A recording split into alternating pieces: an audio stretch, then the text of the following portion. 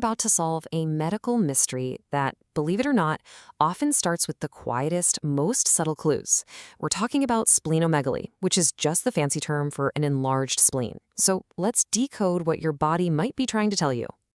You know, it often begins with something you'd probably just brush off, like feeling totally stuffed after just a few bites of dinner. Or maybe there's this weird, nagging ache in your upper left belly that just won't go away. These aren't just little annoyances. They could actually be important signals from one of your body's hardest working organs. And that brings us to the main event, splenomegaly.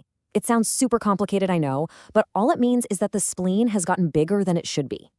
Now, the most important thing to get right away is that this isn't the disease. It's more like your body's check engine light. It's a big, flashing sign that something else is going on that needs a closer look.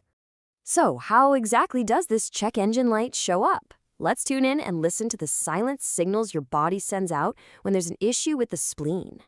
What's wild is that a lot of people with an enlarged spleen have zero symptoms, none at all.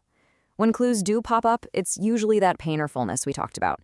Because the spleen is literally pressing on your stomach, you might feel full really fast, or even get a weird case of the hiccups. Honestly, a lot of the time, the very first sign is a doctor actually feeling the spleen during a routine exam, which, by the way, you shouldn't be able to do. But if the spleen gets so big that it can't do its job right, the signs get more serious.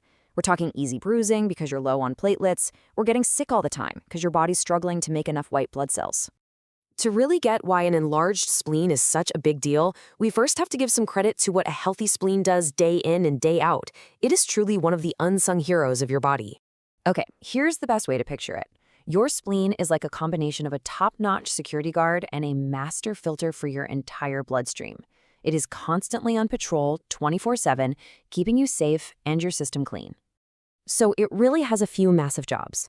First, it filters all your blood, yanking out and destroying any old or worn-out red blood cells. Second, it's like a storage vault for platelets, which are absolutely essential for making your blood clot when you get a cut. And third, it's a factory for white blood cells, the little soldiers of your immune system that go to war against germs. So it makes sense then, right? If the spleen is enlarged, it means it's working overtime for a pretty serious reason. So let's put on our detective hats and investigate the main suspects, the underlying conditions that make the spleen swell up. The first, and maybe the most common group of culprits, infections. I mean, think about it. When your body is fighting off some kind of bug, the spleen kicks into high gear, pumping out immune cells. All that intense activity can literally cause it to get bigger.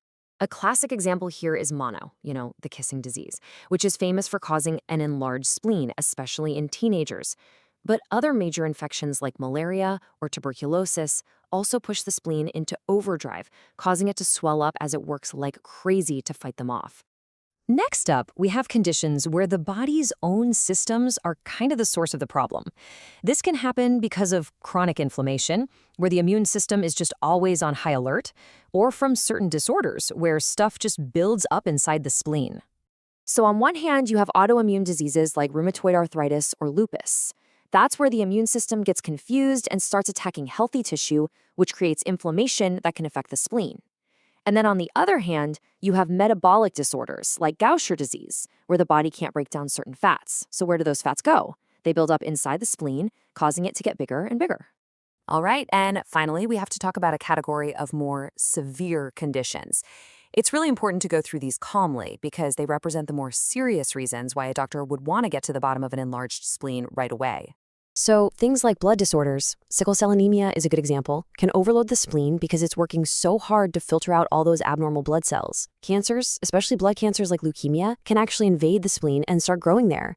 And even severe liver disease, like cirrhosis, can raise the blood pressure in the veins around it, causing blood to back up into the spleen and make it swell.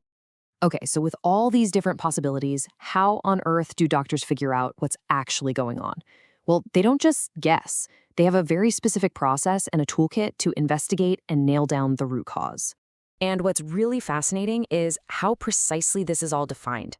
A normal spleen is less than 12 centimeters long. If it's somewhere between 12 and 20, that's splenomegaly.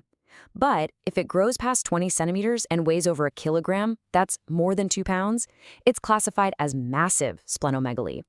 These numbers give doctors a really clear, data-driven place to start. The investigation almost always starts with blood tests, just to check for signs of infection or things like anemia. After that, they'll want to get a look at it, so imaging, like an ultrasound or a CT scan, gives them a clear picture of the spleen's size. In some of the really tricky cases, they might even need a biopsy, maybe of the bone marrow, to get that final, definitive answer. Once all that detective work is done and the real cause is identified, the focus shifts completely to the solution. This is all about closing the case by treating the source of the problem. And if you take away just one thing from all of this, let it be this. Doctors don't treat the enlarged spleen. They treat the condition that's causing it to be enlarged. The splenomegaly is the clue, the symptom. The treatment has to go after the source. And that means every treatment plan is totally customized. So if the cause is a simple bacterial infection, a round of antibiotics might completely cure it, and the spleen will shrink right back to normal. But for a chronic condition, like liver disease, the goal isn't really a cure, it's long-term management, controlling the symptoms and trying to reduce the strain on the spleen over time. So if you've been diagnosed with an enlarged spleen, there are also some really practical steps you can and should take to protect yourself from any complications. The biggest risk is a rupture, which is a serious medical emergency. Okay, first and most important, avoid contact sports, things like football or hockey. An enlarged spleen is just much more vulnerable to injury. Second, make sure you keep up with your doctor's appointments so they can monitor things. And third, stay up to date on your vaccines. This helps protect you from infections that could put even more stress on your spleen. And all of this really brings us to our final thought. An enlarged spleen is such a powerful reminder that our bodies are constantly communicating with us, sending us signals all the time. The real question is, are we listening?